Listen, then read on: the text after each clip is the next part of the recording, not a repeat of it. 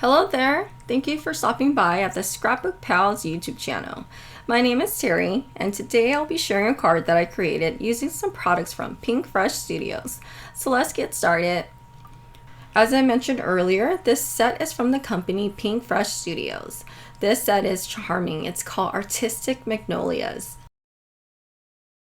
So the stamp set is quite large. I stamped it onto a white cardstock that I trimmed down to fit inside my Misty's stamping platform. And for the ink, I am using VersaFine Clear ink in the color Morning Mist. And I stamped it onto Hammermill cardstock in 100 pounds. I did have to stamp it a few times to get a good impression.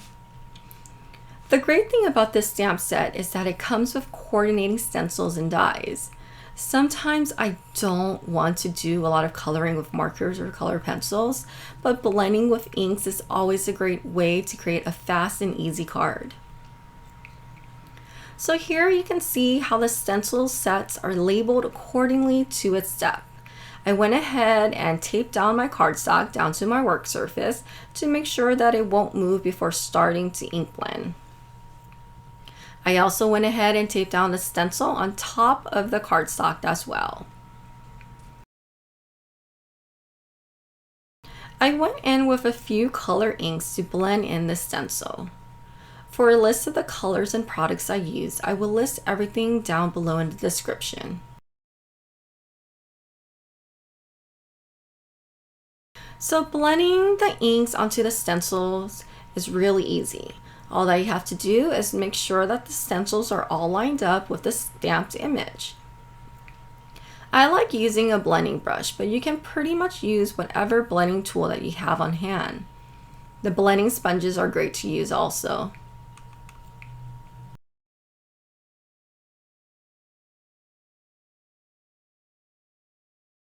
So off screen, I used the coordinating dies to cut all the pieces out to assemble them onto my card panel. But before assembling everything, I want to create my background scene. The background is fairly easy to create. I used Distress Oxide inks in the color Speckle Egg and Catherine Puller inks in Sage and Cargo. I blended everything onto a white colored cardstock. I wanted it to have a gradient effect, so I started with a heavy hand on one side of the cardstock and then lightly lifted my hand off towards the bottom.